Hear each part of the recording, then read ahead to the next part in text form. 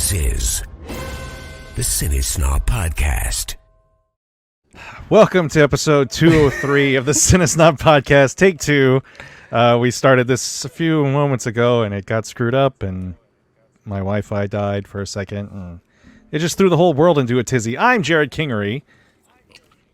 Oh, sorry. And Cody Villavagno. There you go. It was you mid-swig, but that's okay. We are down...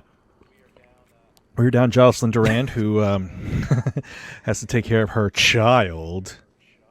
So, yeah, on the list of excuses to miss a podcast, that's pretty low on the list. I'm not a huge fan. I of mean, that, but, look, if you were waiting in line for, concert tickets or something, do people still do that?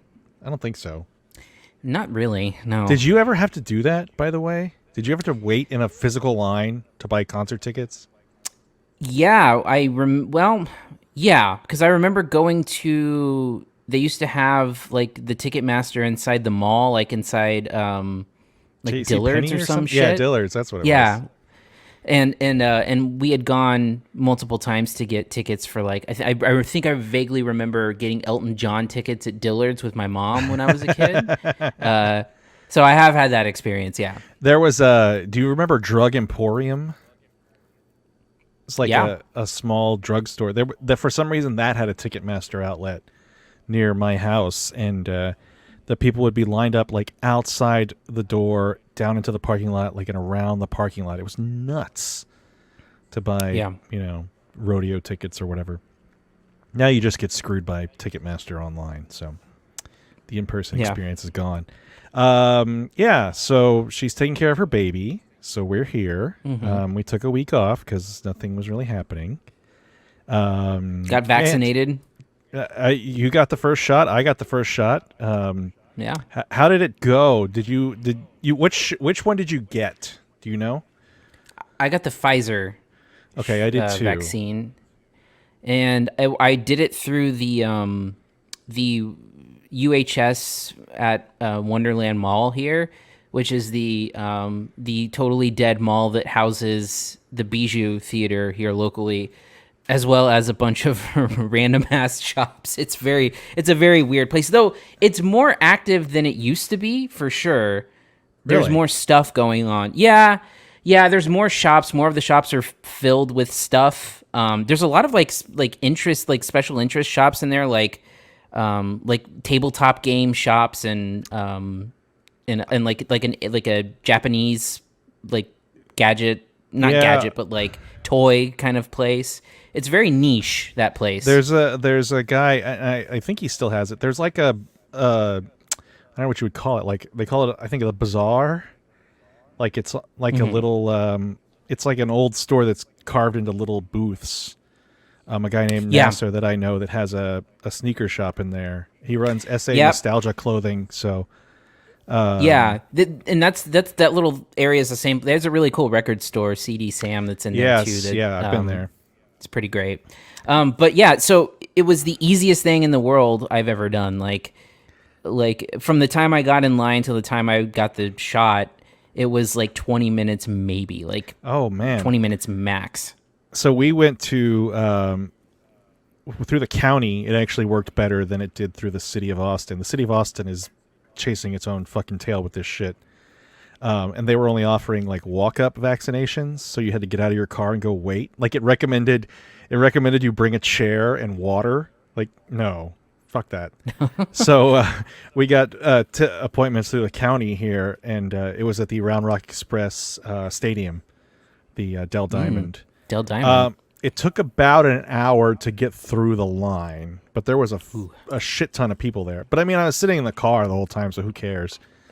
And I got the shot, and they do the 15-minute, like, whatever, afterward observation. I had to piss so bad. And there were porta potties, but I didn't realize that they were for, like, us, too. I thought it was just for the staff of the people running it. Yeah. So then I, like, raced down the street to a 7-Eleven, and anyway.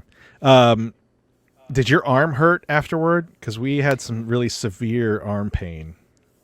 Yeah, for about a day and a half or so. Well, it was actually more like 2 days because it was 2 nights of difficult sleep where anytime I would move, I would wake up in immense pain. But Yeah. other than that, I didn't have any kind of side effects. But the arm did hurt quite a bit. Do you know anybody that's been fully vaccinated yet? Mm-hmm. A couple people, yeah. Are they older people or like my parents are, my grandfather? Yeah, some are. I think my mom is fully vaccinated, and then I know a couple younger people who are as well. Yeah. What's the first thing you're going to do when you have the full effect of it, the 2 weeks after you get the second dose? You know, I really want to go to a movie for sure. Mm-hmm. I would like to go back to the theater. I actually am thinking about renting Violet Crown for an entire day because it's so cheap. I think so. I don't know if you've looked, but you can rent Violet Crown and bring your own Blu-rays. Yeah, and you it's were like $50. Yeah, it's like $50 for before noon, $75 matinee, and $100 at night. So you could do like 3 movies for like $200 something.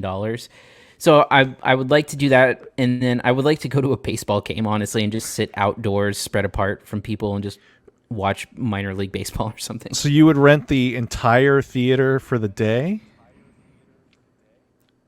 Yeah. Wow. Probably. Or maybe invite vaccinated friends, maybe. Or I mean, I guess it doesn't really matter if they're vaccinated or not at that point, but. Yeah, I mean, so it's basically that much. It doesn't matter to you. It doesn't matter to me. Like, if you guys want to risk your lives, that's fine, but I'm not. But no, like it's like that's the cost to rent the theater, and then if anyone else wants to buy tickets, like Friends, it's $8 a piece for each movie. So. Oh, that's strange. So you're renting it, but then it's only just you, so you could just sit there and watch by yourself for 8 hours or whatever. Yeah. Which 3 movies would you pick? Oh, I don't know. I've been thinking about that a little bit, and I don't know. I would want to pick things that I either haven't seen in theaters before, or I haven't seen in theaters in a while. Like, I wouldn't pick I'm not going to go watch, the Avengers Endgame or something. I would pick something that's that I haven't seen before in a theater. I don't know. It's a good question, but I would like to go back to. Just any old movie theater. And I'm curious to see if I was a Regal Unlimited pass holder, and Regal's been closed for months and months and months. And so they've shut down the subscriptions. So when the subscriptions start back up again, I may be in a position where I can go right away. Are they doing that again? Are they opening back up soon?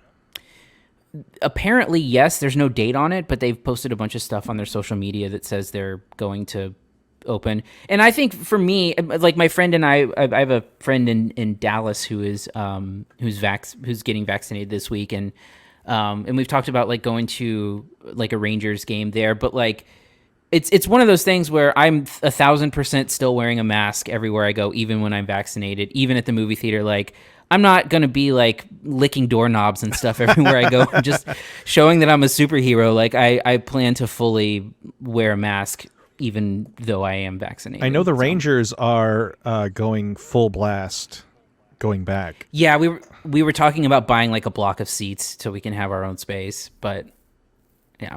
I wonder how full it will be. They've never had fans at that new stadium, have they? Well, they did in small capacities for the for like the World Series when they had it there. Yeah, they opened it up. So they haven't had a Rangers game with full fans there, no.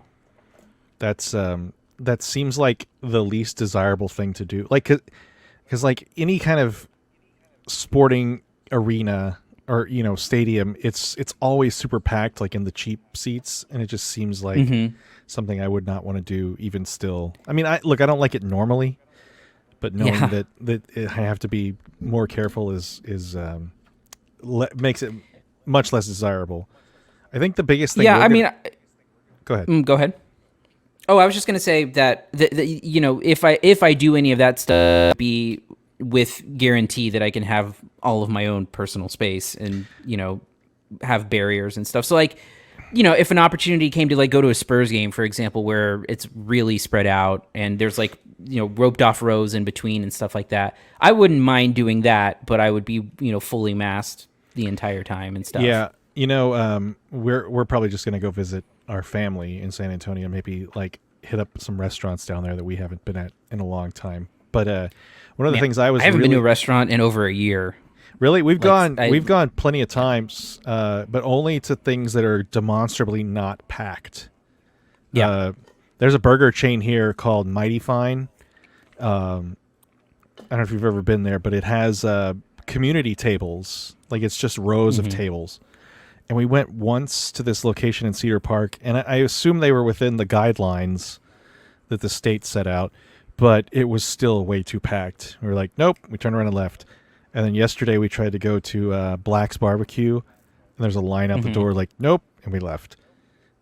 So we go anywhere we can go and like sit like at a table that's, deserted around it is pretty okay with us, But yeah, like we haven't seen our parents in a year, so it's a long time, and it's not that far.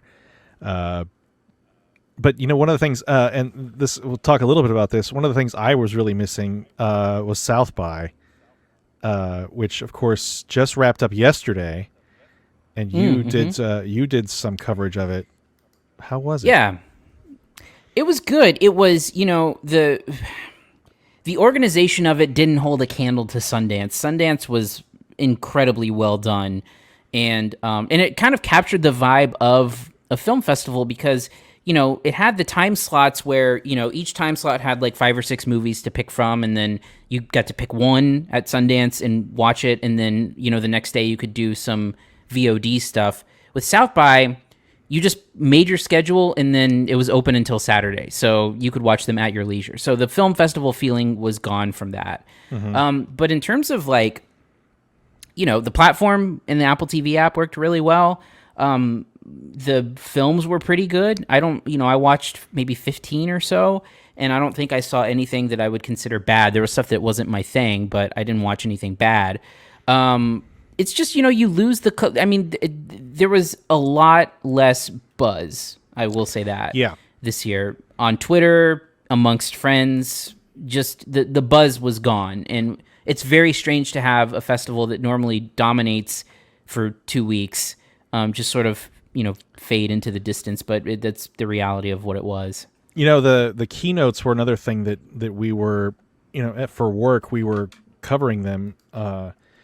And I think most of them were recorded, which was a strange take, notably and obviously tragically because of on Friday there was a panel on Asian American experiences in the United States, and this is 2 or 3 days after the terrible Atlanta shootings. And there's a note at the bottom of that page for the coverage that this was recorded before that event. It was like, well, what is the point of this event even now? Because this has radically changed the conversation.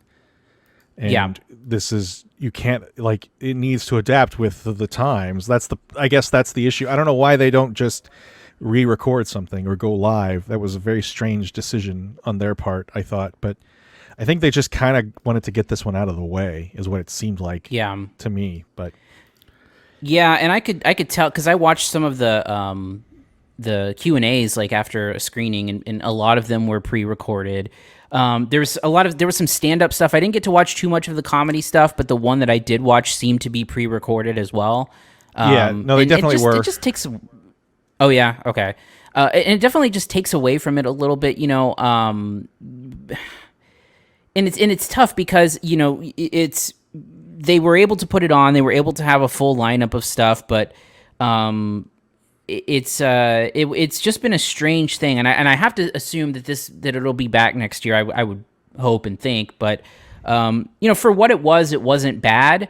But it was just very strange because it's one of the 5 or 6 biggest film festivals in the country, and to not have the kind of buzz that Sundance did. Or even close to it was strange. Well, it's got the biggest buzz, I think, all around. I don't know that it's ever been really high profile film, if that makes sense. Sundance has always been the film one. That's where things go to get bought and sold.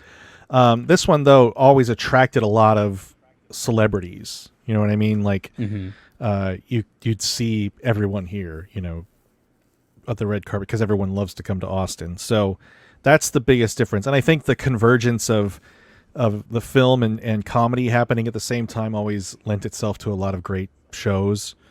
But you know, since then I don't know.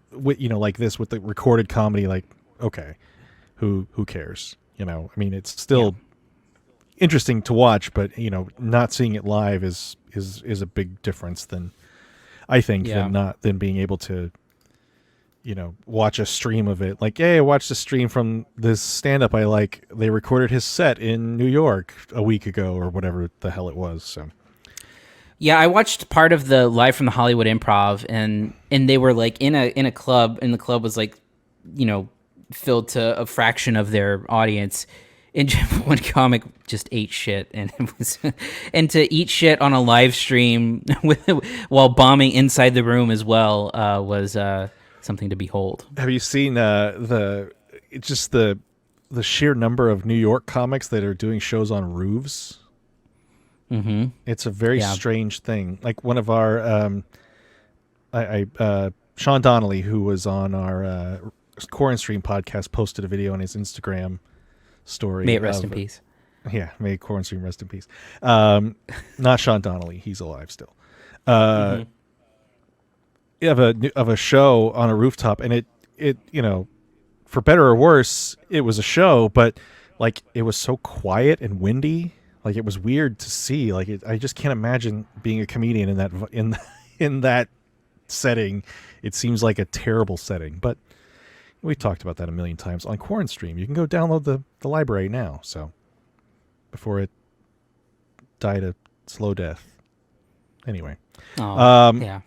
So that's South by. One more thing that happened this week, Oscar nominations were announced, and we can go over those real quick. A very strange year for film, but I think a very kind of routine year for nominees, like the style of film that was nominated, and then a major step up in representation this year after years of Oscars so white hashtags and things. You have quite a few people of color receiving nominations.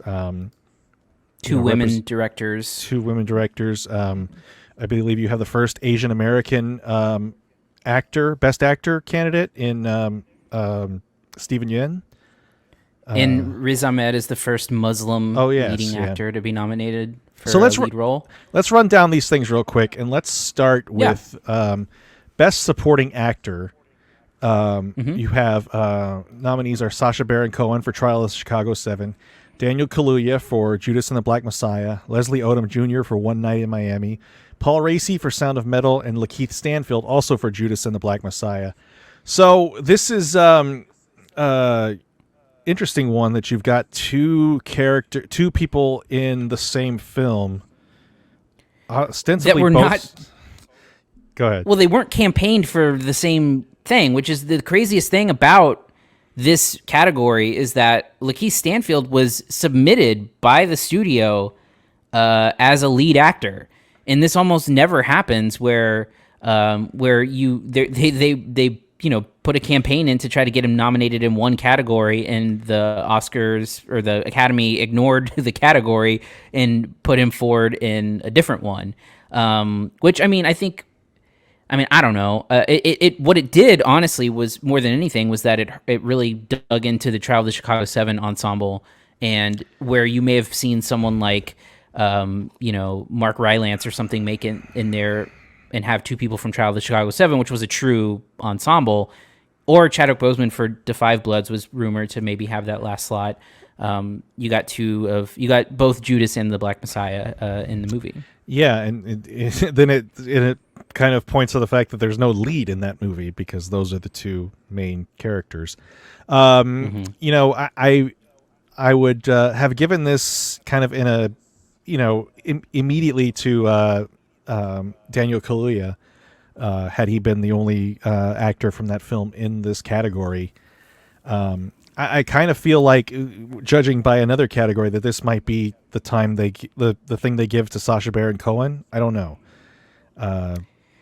Well, in my estimation, Kaluuya and Stanfield are going to split votes, and anytime you have two people in a category splitting votes, that person who's right behind them is oftentimes going to benefit, and that's just depending on who you think is in that third position. And I think Sacha Baron Cohen is probably primed to maybe take this award here. Odom, maybe, but it's not a good. That movie did not get too much love anywhere else. I think it only got a screenplay nomination outside of that. And then Paul Raci is an interesting one. I don't think there's enough juice there to get him there, but he's great in Sound of Metal, but for whatever reason, I feel like Leslie Odom Jr. is the least showy part of One Night in Miami anyway. I forget his name, the singer he plays. Sam Cooke. Sam Cooke, there we go. Who arguably has the most immediately tragic story, but the movie, I think we found the movie to be fine, but he's an interesting choice, I think, in that slot. I would have picked, I think Chadwick Boseman probably would have taken that spot otherwise. But let's move on to actress in a supporting role. You have Maria Bakalova for Borat's subsequent movie film, Glenn Close for Hillbilly Elegy, Olivia Colman for The Father, Amanda Seyfried for Mank, and Yu Jung-youn for Minari. I think this is Maria Bakalova's to lose. Personally, I don't think so. I don't think that they will give this one to her. This category is probably the most wide open of the acting ones. I just cannot see. This has happened before. Like with Melissa McCarthy with Bridesmaids, where a comedy actress will sneak into this position. I think if I had to guess and put something on this right now, I would say that this would be Olivia Colman's to lose right now. She won this category a couple years ago. Yeah, that's the one film I haven't seen from this category. That comes out next week, and we'll probably cover it next week. The Father, which was my number 5 or 6, I think. Yeah, you had it pretty top high. 10 this past year. Yeah. Glenn Close in a bad movie, I don't think so. Amanda Seyfried, kind of snuck in. She didn't get, I think she missed SAG or something like that. Yu Jung-yoon is an interesting choice, but I don't know. So I think it's probably between Coleman and Bakalova, but I think Coleman, for being in a dramatic film, being a past Oscar winner, I think she gets the nod. Yeah, I just feel like that there's too many nominations out there for Borat, for them not to give it to her. But that's...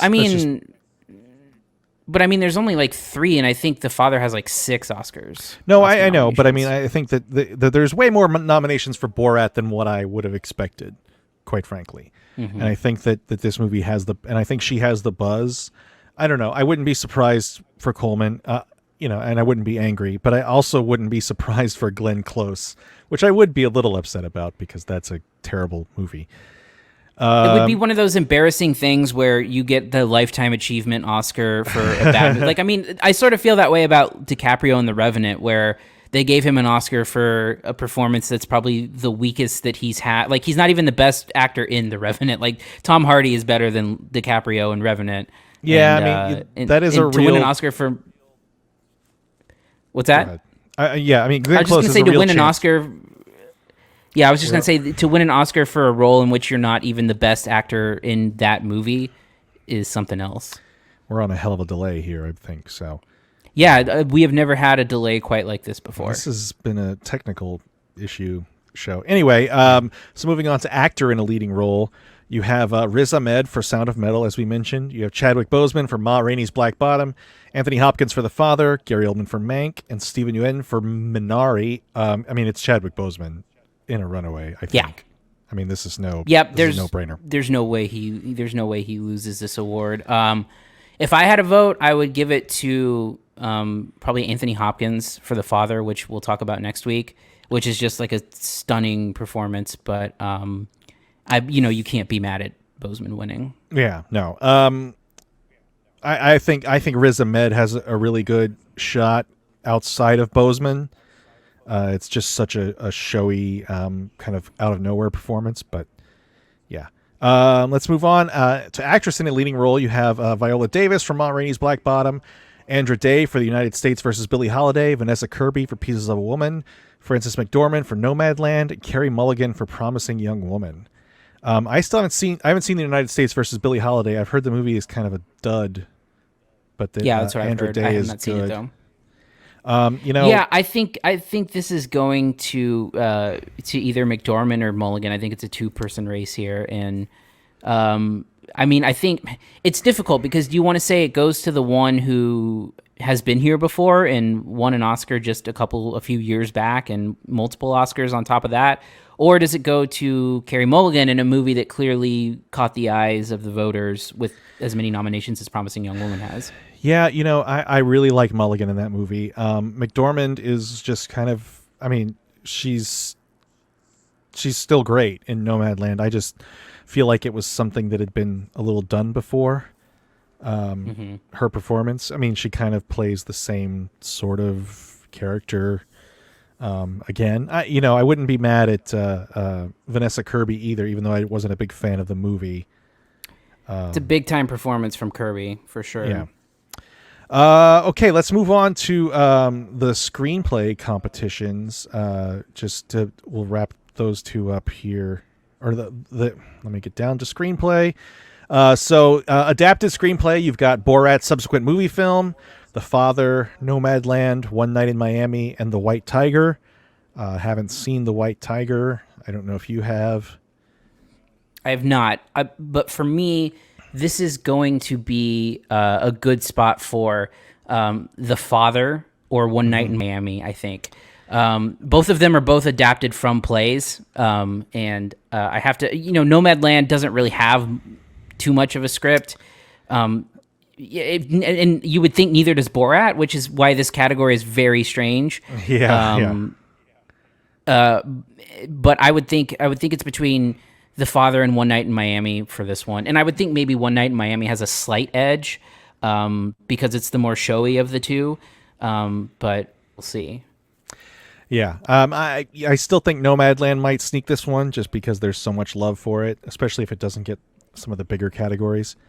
Okay, so writing for original screenplay, you've got Judas and the Black Messiah, Minari, Promising Young Woman, Sound of Metal, and Trial of the Chicago 7. So what does your heart say, it's a tough Cody? one. My heart. So is that the one that I hope wins? Yes. Or is the one that I deep in my heart think will win? The one that you hope wins. My heart says Minari. My brain says Trial of the Chicago 7 or Promising Young Woman. But I'm going to lean Chicago 7. Yeah, I would really like Promising Young Woman. I'm going to lean Trial of the Chicago 7 right now. I can also see Judas and the Black Messiah taking it. And I can hear that delay. I think Judas and the Black Messiah goes... Oh, yeah, I know. It's tough. I think Judas and the Black Messiah is either going to get one nod with the act with like Kaluuya, or I think it's going to get shut out. I don't think it's got the juice to have a big night, but we'll see. In my mind right now, I'm predicting a split between director and picture, which we'll get to in a second. But I think we might see that again here. Okay, so let's move on to directing. You've got Another Round, Thomas Vinterberg, Mank from David Fincher, Minari, Lee Isaac Chung, Nomadland, Chloe Zhao, and Promising Young Woman, Emerald Fennell. I think everyone is surprised to see Another Round in there. It's very strange. So what's your pick for this category? I see no way that Chloe Zhao does not win this award. I think that Nomadland for Best Picture is maybe a little iffy, but I think that Chloe Zhao, this is her award to lose for sure. Yeah, no, I agree with that, and I would say that that's probably the case too, and I do see the split here with that. Okay, let's move on to the last category, Best Picture. Nominees are The Father, Judas and the Black Messiah, Mank, Minari, Nomadland, Promising Young Woman, Sound of Metal, and The Trial of the Chicago 7. So what's your split here? I think Minari has a really good chance right now. It's kind of it's king. It had like 6 nominations. I think it was tied for second, and it's getting all like the prerequisite nominations that you see, like it was the BAFTAs, the SAG Awards, and all of the other guild stuff. And I think that it's got that mix of like. It's a very, powerful American coming of age story. It's not really coming of age, but it's sort of like an American dream movie that feels Oscar-y. It's got, it's riding the foreign language wave that, you saw, Parasite just broke that open last year. And it's got, multiple nominated performances. It's got a screenplay nomination. It's got Lee Isaac Chung got in for Best Director. So when you look at the boxes that it checks, I think Chow and Nomadland is maybe the favorite, but I have Minari. I think there might be a split here, and if I say that, I'm going to lean Minari here. I think personally it's a race between Nomadland and Trial of the Chicago 7, just because of the topicality of Trial of the Chicago 7. I think that something. I really feel like something topical is going to be hard to ignore. So that's why I don't believe The Father or Sound of Metal or Mank have a chance. Minari may be a little too kind of quiet. So I think you have Nomadland, which I guess you could say is somewhat topical. But Promising Young Woman, Trial of the Chicago 7, and Judas and the Black Messiah, I think, are the 3 most like kind of in your face topical. Of the 7 nominees, yeah. 8. I feel like Nomadland is an early favorite. I wouldn't be mad at Trial of the Chicago 7. I would really love Promising Young Woman because I thought that movie was great, but I wouldn't be mad at Judas and the Black Messiah either, even though I felt like the movie was missing a little tiny something. But I think this is going to be a very socially conscious pick. Yeah, I could see that. I could definitely see that, which is why I don't know. I think the movies that we can eliminate for sure are Mank and The Father and Sound of Metal. Yeah. Those can probably all go. Like I said, I think when you have a movie that misses Best Director, you kind of got to wonder about it a little bit. And so for that reason, I think Judas and the Black Messiah might be on shaky ground as well. I just can't see that movie pushing through. And you know what? It's interesting because we talk about Best Director and we see Vinterberg getting in there for another round. That is very, very strange. Yes. Especially because, you saw it last year with Parasite when, you saw the Best Director and obviously, Bong Joon-ho won. But, he was also nominated for Best Picture, but here you have another round, a movie that's only nominated for the foreign language film or the international film. This happened a couple years ago with Powell Pawlowski or whatever the guy's name is who did Cold War. He was nominated for Best Director, but not for Best Picture. So the Best Director award has been very interesting to watch the last few years because it has started to split. And it has started to go to the actually best directed film instead of just being a companion piece for Best Picture. So This is why I could see the split happening because I don't know. Something about Nomadland, I just feel I don't know, man. It was a little bit underwhelming. Yeah, we didn't talk about it on the show, but I was not as impressed with it as I was expecting to be or hoping to be, I guess. Yeah. It feels a little distant, and I don't know. I wouldn't be surprised because it's got a ton of buzz, and it's kind of it's available on Hulu, so it's easy to get. One thing we didn't talk about, which is kind of cool for you and I because we had it so high on our list, but Collective got 2 Oscar nominations, one for Best Foreign Language Film and one for Best Documentary, which is kind of. Yeah, I keep on forgetting they changed it. But which is crazy because I don't recall the last time I saw a documentary in the international film category. Highly unusual for that to happen. And also, dude, again with this category, the favorited movie to win does not even get nominated for best documentary. Which was, I mean, there were multiple of them, but I think for a while, I gotta look this up. Shortlist Oscar because if you think about what didn't make it, Boy State didn't make it. Oh yes. Painter and the Thief did not make it. Welcome to Chechnya did not make it. Which was, and I think Welcome to Chechnya was also one of the kind of highly touted ones, as were Boy State and it, to a lesser degree, Painter and the Thief. But I mean, those three right there were front runners. So Collective could win. I mean, I think maybe Time is the front runner just because of the topical nature of it. But some of these other ones, I just, Collective being nominated in two different categories gives it a huge edge, in my opinion. Well, and Crip Camp might with the they might want to give an Oscar to an Obama movie too. They did last year. Oh, did they? What one last year? American Factory. Oh God, that's right. About the windshields. Shit, yeah. I forgot about that. Yeah. So Time has really been flying. So yeah. I mean, I think Time, even though I feel like Time was a little lacking, I think that's probably a pretty safe bet. And I think Another Round probably wins Best International Film, just because it's a shoe-in with accessible. The nomination with Vinterberg. Yeah. When the hell are the Oscars? They are in like 6 weeks. It's like it's April 25th. Yeah. Holy cow, that's a long time. It's almost as long as this delay that we have. Yeah, this delay is killing me, but we'll see how it shakes out. Okay, anything else before we move on? No, I've been putting it off for as long as possible, so let's just get right into it. All right, let's go ahead and get to reviews. Here are this week's reviews. First up, we have Zack Snyder's Justice League. The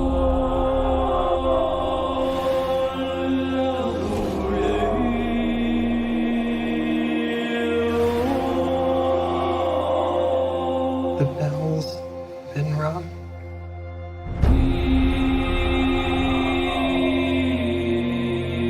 Out in the dark, among the stars, the god is dead. I had a dream. Almost like a premonition. I think there's an attack coming. My lord, this world will fall. I need warriors. I'm building an alliance to defend ourselves. How do you know your team's strong enough? If you can't bring down the charging bull and don't wave the red cape at it.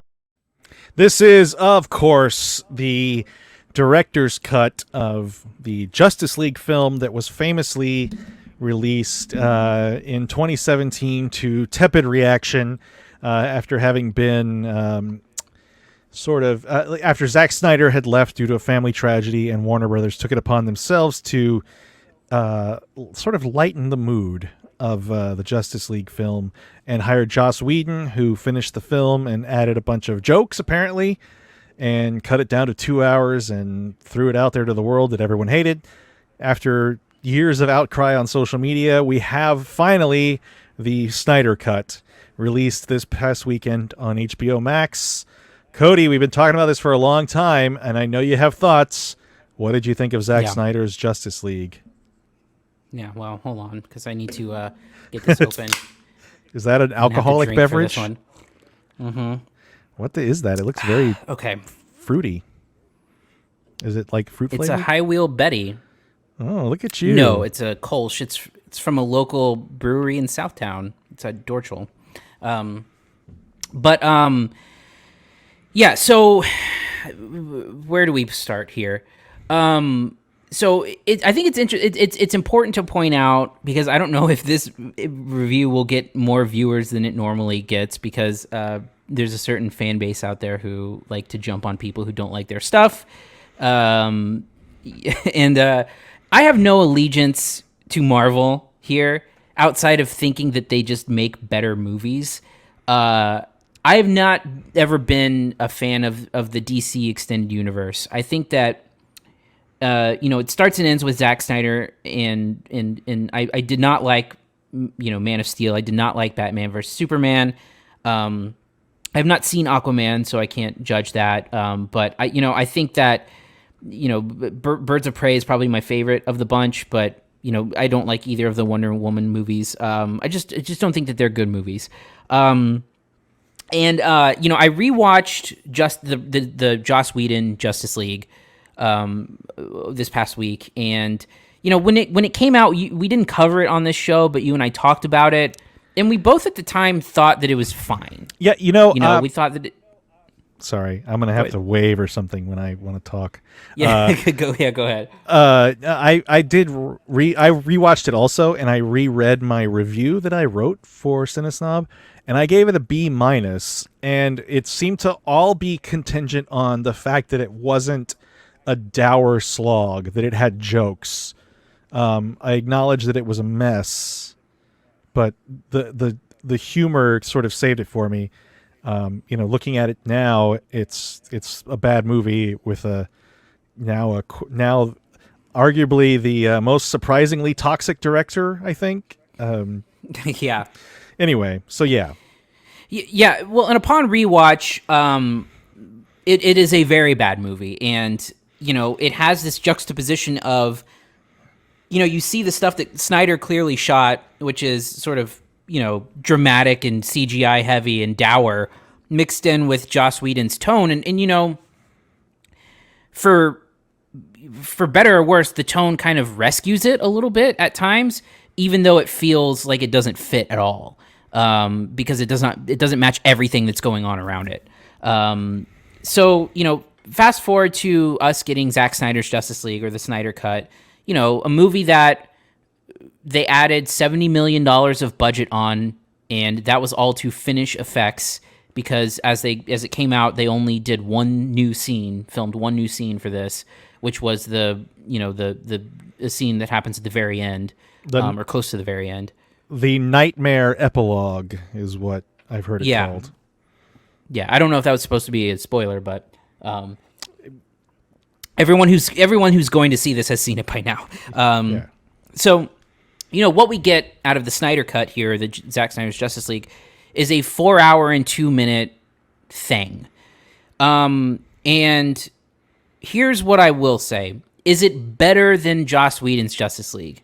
Yes, it is. It's a better experience. It's one singular vision.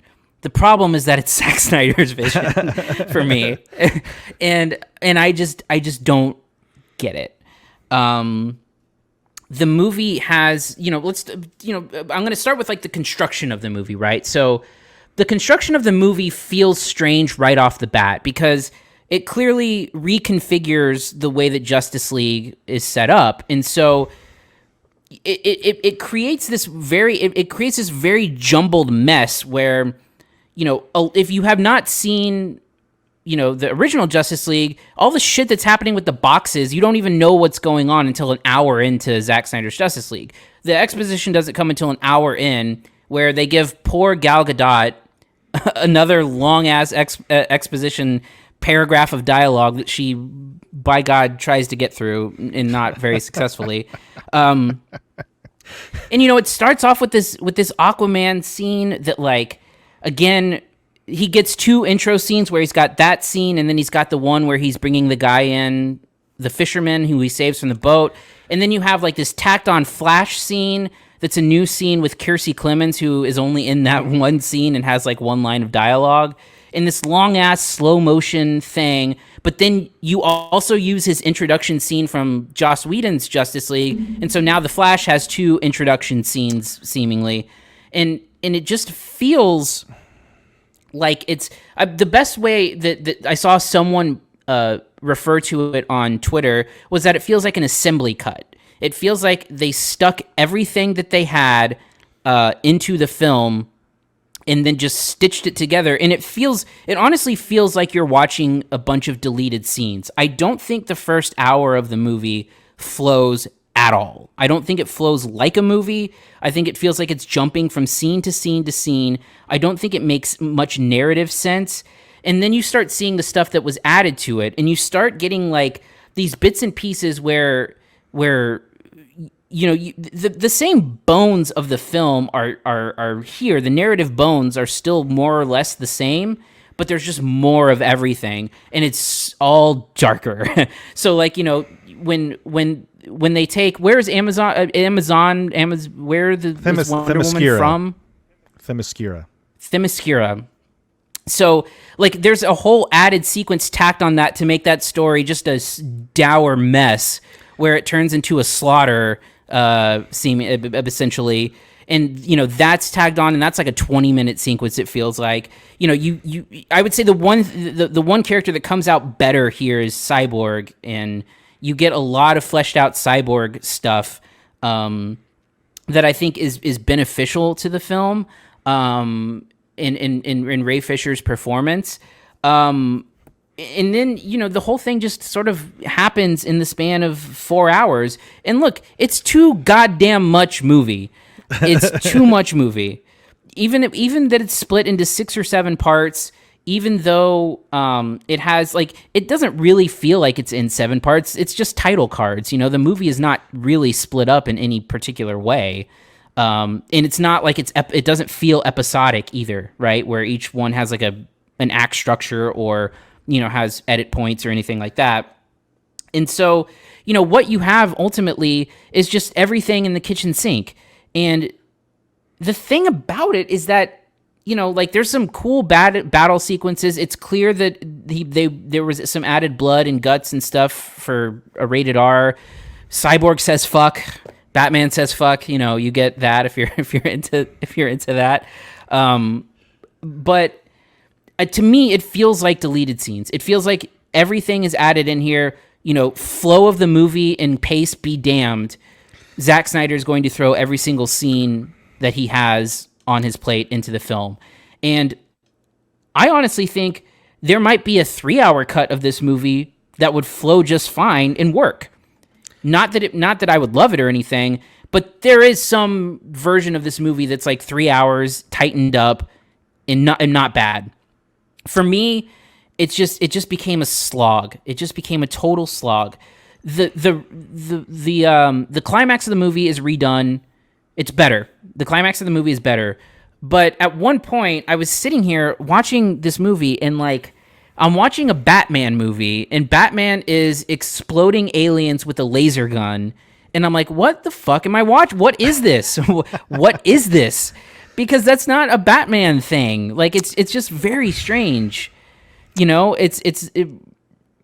I mean, that's literally what happens. He's firing laser guns at aliens. I mean, that's what's happening. I mean, I know, and I get what you're saying, but this is really more akin to, you've never watched the Justice League or Justice League Unlimited, the animated series that evolved from Batman the animated series. It becomes this very cosmic thing.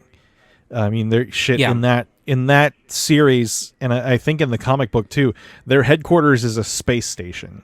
So Batman's got to get his fucking ass up to a space station every time they got a fucking meeting, and he just can't fly up there. He's got to take a fucking rocket or some shit. Yeah. Anyway, go ahead. But yeah, so for me, it's got more of the same Snyder tone. I don't think it looks pretty, honestly. I think it looks kind of ugly. There's no real color to anything. And in fact, we're getting a black and white version. Thank God. I think that yes, there is some benefit to having a harder edge and a harder R. But I just don't know what it serves. I mean, it's a better experience. It's a better movie. But it to me, it barely feels like a movie. Like I said, it feels like a collection of scenes. It feels like you're watching the theatrical cut of a movie, and you're picking the option that says play the deleted scenes in here, and I just don't think it fits. I don't think it flows. I don't think it works on that level. You know, there's some better stuff in there like Cyborg. I think you know, there's an interesting Superman arc and turn where you get like the black suit type stuff. The climax of the movie is better, and it has like less of that sort of like you know, like the climax in the Whedon thing had a bunch of like rescuing humans, rescuing people type stuff that's kind of gone from it. But for me, it's just excessive. And I think if you're a fan of Zack Snyder, if you're a fan of the DC universe, you're going to eat this shit up and you're going to love it. I did not. So, okay. So the original film, the Whedon film, as we kind of mentioned, I was okay with when it came out. Rewatching it, I actually rewatched this after I watched Zack Snyder's Justice League, and it's not a good movie. And I'd forgotten just how rushed the whole thing felt. You know, it was. I don't know if I use this comparison with you, Cody, or another friend of mine I was talking to online.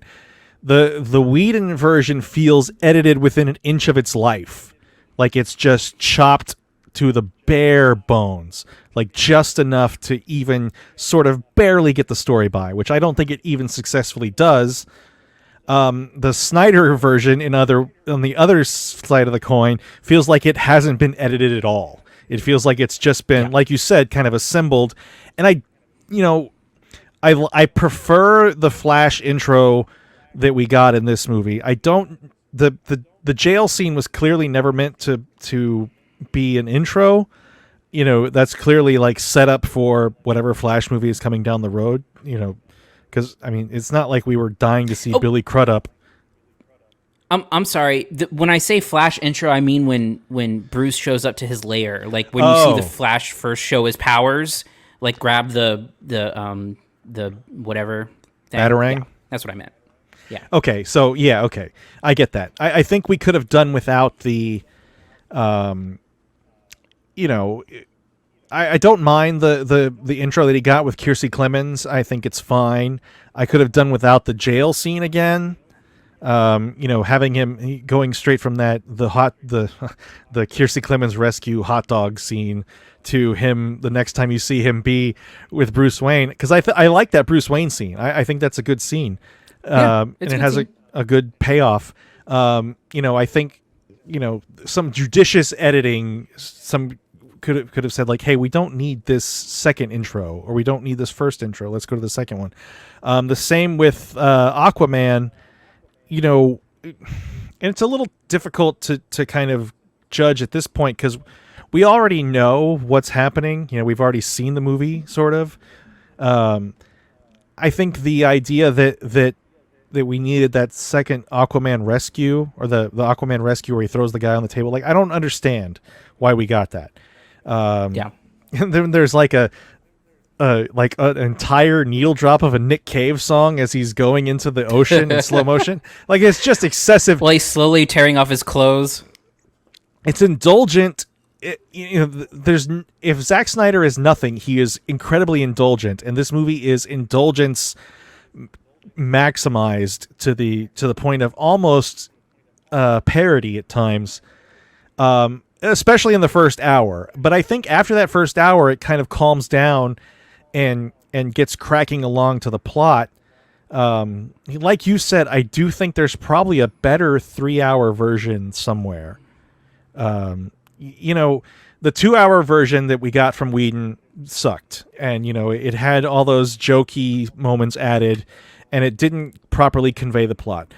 For the reverse engineering that DC was trying to pull off with this sort of making their own Avengers out of, you know, taking 3 movies to make their own Avengers as opposed to whatever it was, 6 to get to Marvel's Avengers, you know, it needs the longer running time. So a 3-hour movie probably would have been the ideal length. You know, I don't mind the tone so long as you know what you're getting. That was the big problem I had rewatching Whedon's cut, was that you've got this incredibly dark film in looks and in like the tenor of the villains, that is just married to these like wisecracks that don't always work. Some of them do. And I think there are some scenes that I actually missed from the Whedon version. I love Batman's intro in the Whedon version, where he's fighting the parademons. It's the smell of fear stuff is stupid, but it's a very Batman-y thing. In this movie, we don't see fucking Batman in his Batman costume until like 2 hours in. It takes forever to see Batman. The wisecracks from Flash are toned down. I mean, he still does get any joke that comes from anyone comes from Ezra Miller, which I think is fine. The Cyborg stuff is much better. You get a much better arc, and whatever happened between Fisher and Whedon, the amount of screen time he cut from Fisher would be enough for Fisher to fucking hate his guts anyway, regardless of whatever kind of terrible behavior happened otherwise, because Fisher got robbed in the theatrical cut. I mean, he had it stolen from him. It turns Ray Fisher and Cyborg into like the emotional center of the movie, which is not the case in the Whedon version at all. Yeah. I mean, he's he makes no sense in the Whedon version, frankly. This movie I think does benefit from having seen a worse version before, which is not always the case, and I think that it's interesting the stops that Warner Brothers is pulling out for this. I mean, it is premiering on HBO Max, but it is more buzzworthy than any premiere I've heard of in this pandemic that's premiering online. I think it's probably the buzziest film of the past year, frankly. There's this hunger for a big budget superhero movie, and they're making toys of this shit now. Like they're going all out for this cut of the film. They have to make their money back somehow. Well, I mean, but it's, there was also talk that supposedly they wanted to just release a raw cut of this with no effects, which would have been bonkers. I mean, and for what it's worth, they have jazzed up the effects. Like the Steppenwolf character is entirely redone, which was a terrible special effect in the first film. Look, if you don't like Zack Snyder, you're not going to care for this movie. But if you know what you're getting into, I think it's kind of fun. I mean, it takes a little while to get past, but you're watching it at home. Watching this in a theater would have been punishing. Getting through the first hour, because the first hour is a slog. But since it's at home, it's not cut up into pieces, because that was some sort of contract issue with turning it into technically a TV series. It would have been a big old mess, apparently. But anyway, what is your grade for Zack Snyder's Justice League, Cody? Yeah, for me, I hear your point. Fun is not the word I would use to describe it, because it does have that Zack Snyder tone where it's hard for anything to be fun with that kind of tone. You still get a lot of really bad stuff in there.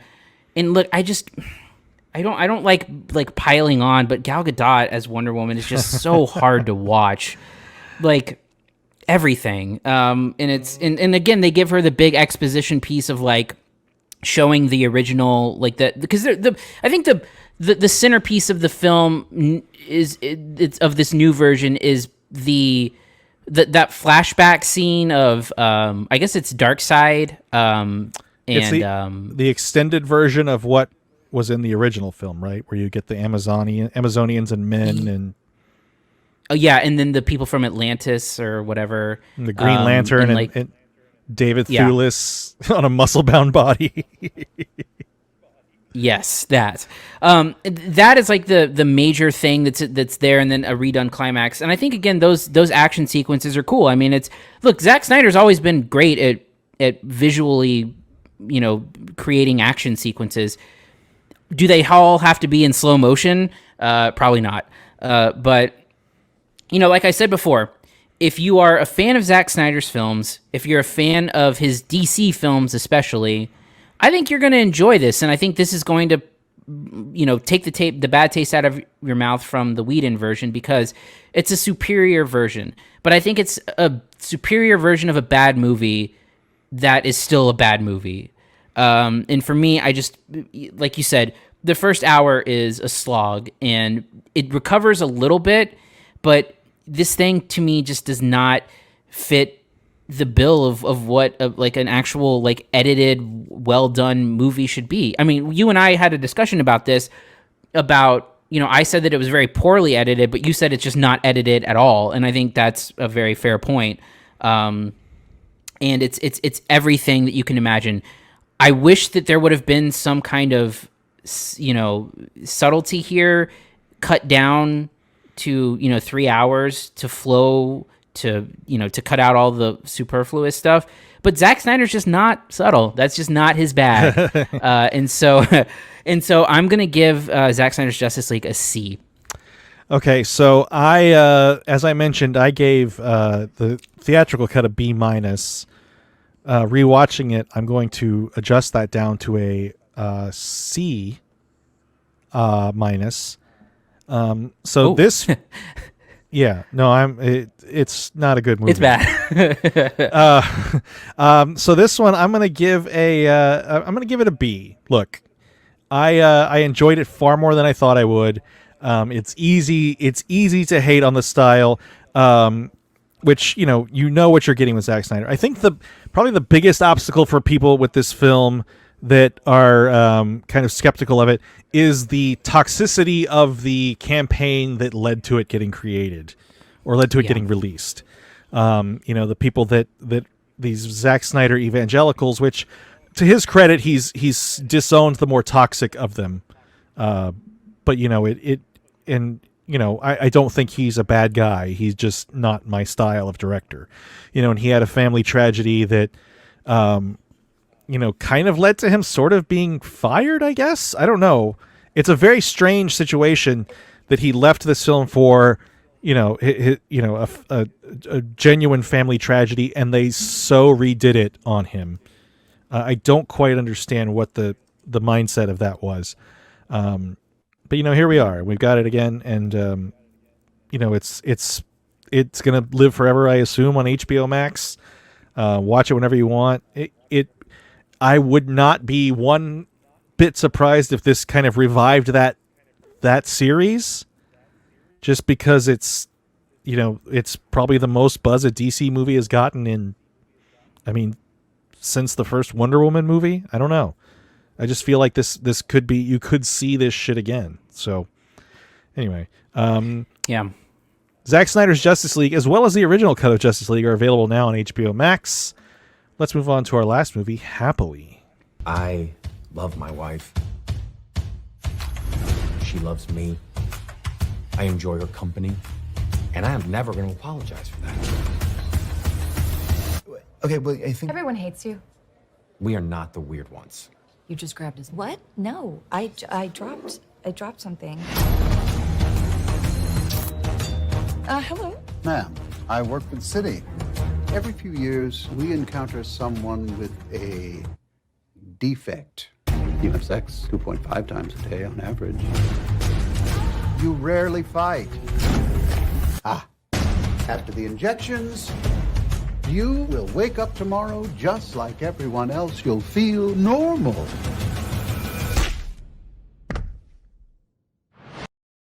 So this is a sort of dark comedy with a pretty stacked cast of funny people, I would say.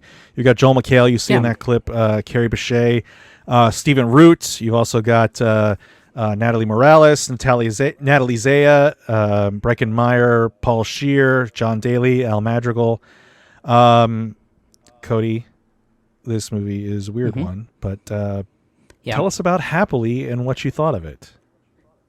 Yeah, so this movie's very strange to talk about because it's one of those rare things where it starts off as one thing and you think it's one thing, and then instead of becoming something different, it just becomes something that you don't understand at all. Because it skirts this line of like, what I think is going on is that this is some sort of like treatise on marriage in some way, or, you know, long-term relationships or happy marriages, or, you know, something like that. But it has this like sort of dark string to it where, you know, there's, you know, some kind of, you know, potential dangerous thing happening, where, you know, so basically, you know, as you see from the clip, Carrie Bechet and Joel McHale are playing a couple who all the other couples hate because they are all over each other, and they decide to go off into like a weekend thing. But before that happens, someone shows up to their house and they murder him. They have to bury him out in the back, and then they have to they assume that someone at that, you know, couples get together that they're at was behind it. You know, with such a stacked cast, I wanted this movie to be way funnier than it is. And there is some funny stuff, but like John Daly is way funnier than they let him be, as is Paul Scheer, as is everyone else. Like there's one scene that really made me laugh. I don't know if you caught this too, but it was when they show the syringes of like that neon liquid that you see in the clip, and John Daly is like, he says like, we don't know what this is. That could be ecto cooler. This is a very funny scene or line. You know, and again, Paul Scheer, you would think they would be funny. It's just not all that funny, other than a few handful of lines. And I think it sort of builds, it like builds towards a climax, and then the climax is just literally nothing, where it throws the whole movie into just flat out not making sense. Like, you can take logical leaps, and I'm fine with that, or if you want to make it surrealist, or if you want to make it odd or strange in some way, I'll go along on that ride with you, but it just doesn't make sense. I did not understand what was going on in the third act of the movie, and the whole thing just sort of fizzles. You know, there's a scene where they all get brought together to sit down and talk through things, and everything from that scene forward is just a collapsing house of cards, and like all of the air from the movie is released. Is it good up until that point? No, it's not bad. I didn't think, you know, I got some enjoyment out of, you know, the small character moments that we do get. But this should have been like 40% funnier, 60% funnier even. And the last act is just nonsense. And I think, again, it's not that like it's bad per se. It just doesn't, it literally does not make any sense. Yeah, I'm 100% behind that. I don't understand what the fuck was happening really from the moment that you see them. So Stephen Root shows up as sort of a like a godlike character, I guess. I don't even know what you would describe his character as. And he gets killed, and so Bechet and Joel McHale think that he was sent as a prank by some pranksters in their friend group. But then, like, after that, he shows up. Man, I don't know. I don't get it. I don't understand what was happening. I think there's too many characters. I don't know that you have, like, Shannon Woodward and Kirby Hal Baptiste show up as, like, a lesbian couple, and I don't think they get anything to do. You have Breckin Meyer and Charlene Yee. Breckin Meyer has, like, 10, like, less than 10 lines in the movie. And you get Charlene Yee, who has like this weird moment in the climax of the film, or post-climax. I don't know what the hell was happening with this movie. You have Al Madrigal, who's at the beginning and at the very end, and he's probably the funniest person in the film. Gets the funniest kind of lines and reactions. I don't understand what was happening to this movie. I don't get it. The whole thing sort of falls apart with the Stephen Root character because it follows no logic, and it doesn't explain itself at all. And because it doesn't explain itself, you don't really get, like, what the point of the movie is. Because if it was Stephen Root's character who sort of did this on a regular basis to teach lessons or something, you know, that would be one thing. But, like, Stephen Root has no connection to Joel McHale and Carrie Bechet in the movie. He only knows them, like, as an outside character. So, like, how did he identify them as a prop? Like, it just, the whole, if you try to think of it for more than a second, the whole thing just collapses. It falls apart. Well, because it has like a when he shows up, like this kind of vibe of some sort of like supernatural thing or whatever. That because they're a couple that's been married for 14 years and they still actively enjoy each other and actively have a very active sex life, that there's something wrong with them. Which it would be an intriguing premise, but then it goes nowhere.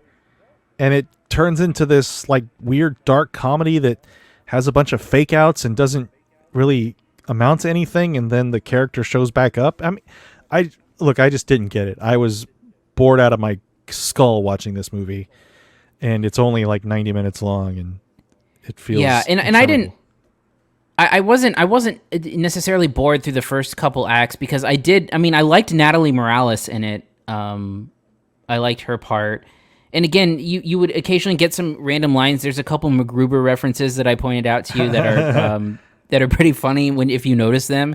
Very subtle. Like I did like the Al Madrigal stuff, when it was funny.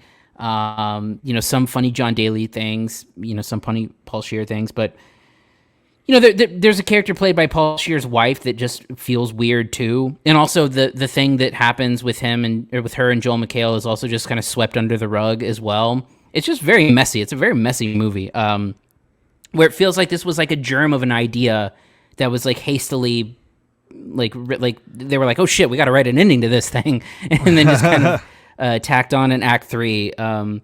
Disappointing, especially given the cast. Again, like I said, Breckin Meyer has like 6 lines in the whole thing, and then his character is disposed of in a strange way. And I think like Charlene Yee, who I don't particularly care for as an actress, is introduced like in a very strange way as a very strange character. And then has like a very tragic backstory, and then ends up having this kind of strange moment with Breckin Meyer post, at the kind of epilogue of the thing. I don't understand what the hell was happening with this movie. So it puzzled me to no end. Anyway, what's your grade for Happily? I'm giving it a C-. Yeah, so am I. I think this is a very confusing movie that doesn't really. I don't get what's happening, and I like most of these actors. Anyway, all right, that's gonna do it for this week. Next week, Cody, what do we have happening? Well, we'll see what happens. I would like to talk about The Father, because it was heavily nominated for Oscars. I think it got picture, screenplay, actor, supporting actress, production design. Something else, I think. And it's a really great movie. I thought we were going to talk about Godzilla vs. Kong, but it looks like that opens on the 31st. So unless we're both able to see it, which we may have seen it by then, maybe we'll cover that in advance. I don't know. But we'll figure something out. We always do. Yeah, we always got this. Yeah, we might get Godzilla vs. Kong as a screener. We don't have to wait for HBO. I don't have high hopes for it, but No. It is what it is. If you want to reach us, you can email us at podcast@cinesnob.net. Find us on Twitter @cinesnob, Facebook cinesnobnet.